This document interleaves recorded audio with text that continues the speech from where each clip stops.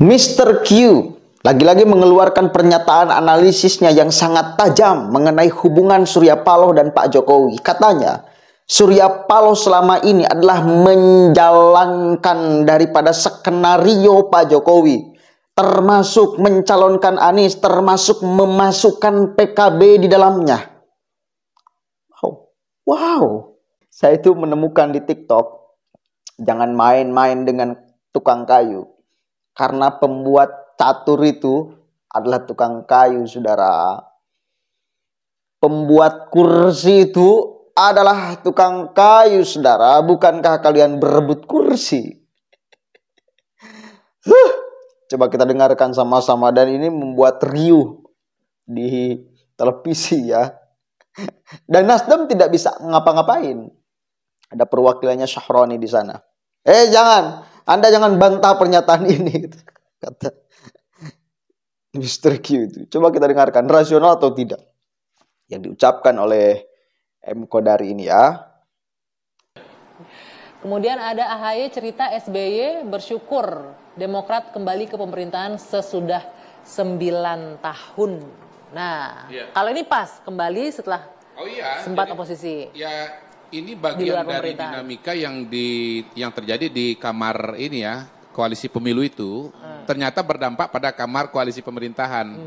Jadi ini dua galaksi yang berbeda tapi ternyata ada setrumnya satu dengan yang lain. Karena milih kamarnya tepat akhirnya bisa karena gabung lagi dengan Prabowo Gibran, maka kemudian ini menjadi sebuah proyeksi kesatuan dalam program dalam pemerintahan Prabowo Gibran di 2024-2009. Nah, yang kedua sebetulnya kan begini.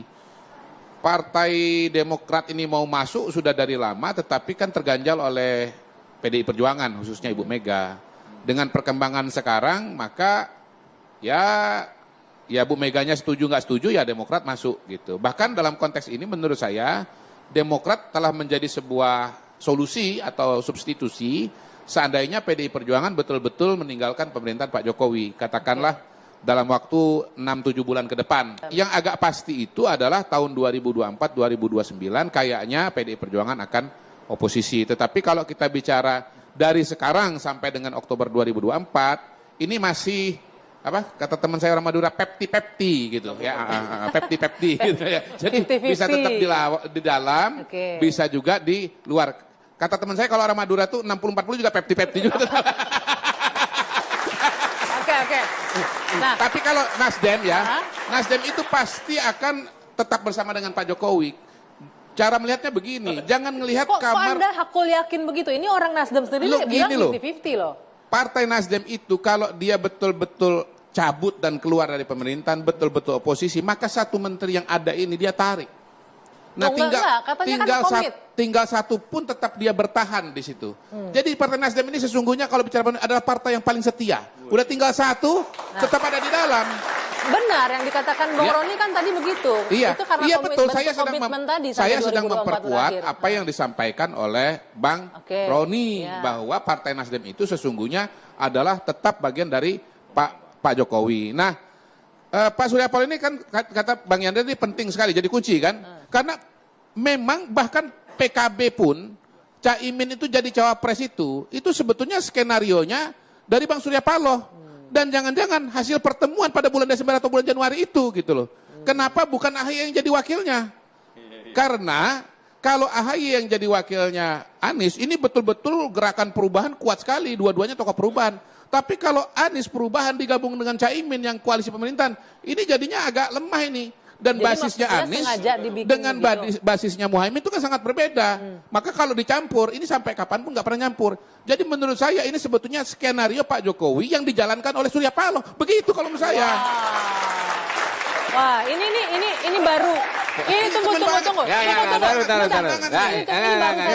Abang jangan pantai ya. Tadi abang udah bilang, abang nggak tahu pembicaraan antara Jokowi dengan Surya Paloh loh. Oke, rasional gak? Coba. Menurut kalian rasional gak apa yang diucapkan oleh Kodari ini? Bahwa sebetulnya Surya Paloh pun menjalankan skenario daripada Pak Jokowi. Rasional gak? Coba mari kita berpikir sama-sama. Kalau kita mikirnya di awal pencapresan, statement-statement Paloh di awal, susah kita bayangkan bahwa ini bagian daripada skenario Pak Jokowi. Karena perlawanannya luar biasa. Meskipun ya tidak seimbang dengan sikap Nasdem yang tetap mempertahankan satu menterinya. Ya. Itu tidak nyambung kan? Di satu sisi melakukan perlawanan di atas podium, retorika yang sangat tajam bahkan kepada pemerintah, bahkan kepada Jokowi. Di sisi lain, ada menteri Nasdem yang masih ada di pemerintahan. Itu gak nyambung secara rasional. Kalau orang awam di dalam politik mungkin tidak akan mengait-ngaitkan antara retorika Surya Paloh di atas panggung dengan fakta masih ada menterinya di dalam pemerintahan. Ya, seolah-olah orang awam menganggap, oh inilah Surya Paloh. Dia benar-benar akan melakukan perubahan, perlawanan, dan lain sebagainya. Itu kalau orang awam. Tapi orang yang paham politik, bahkan jangankan naruh menteri di dalam pemerintahan, jangankan seperti itu.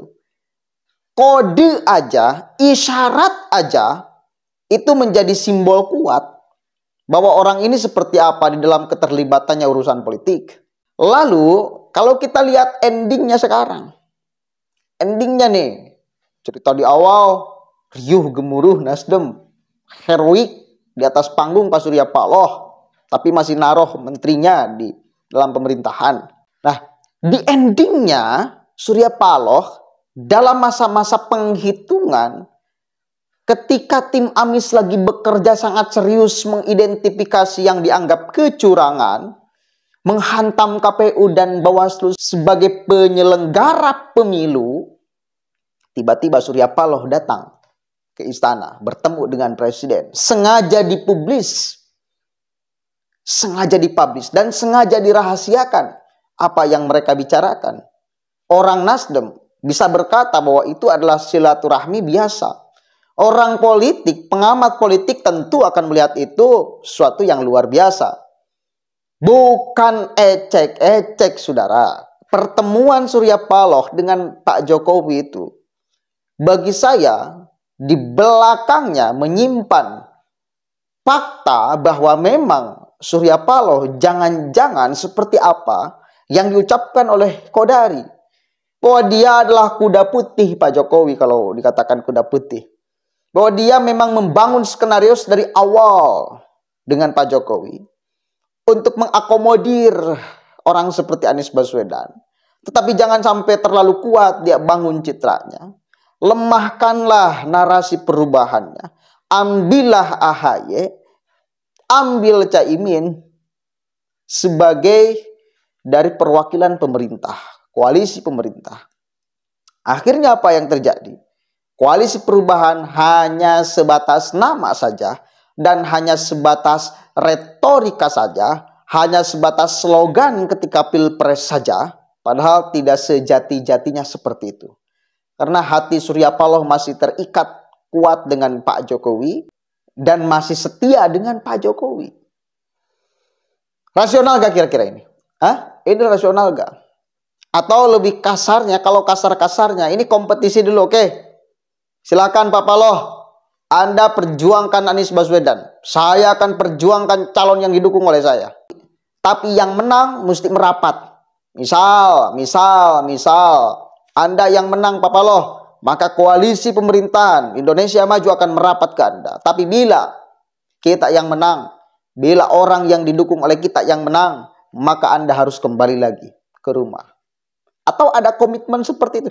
Dan sekarang sudah kelihatan angkanya bahwa 02 menang. Maka Surya Paloh kembali lagi ke istana. Kembali lagi bertemu dengan Pak Jokowi. Kembali lagi menatap masa depan bersama-sama. Hah? Seperti itu nggak kira-kira? Saya bayangkan mestinya seperti itu. Kayaknya seperti itu.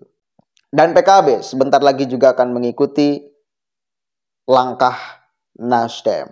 Dan Anies sendirian dengan PKS, gigit jari. Tertipu maning.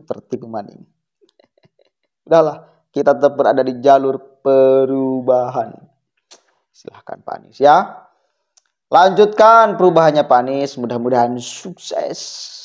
Assalamualaikum warahmatullahi wabarakatuh.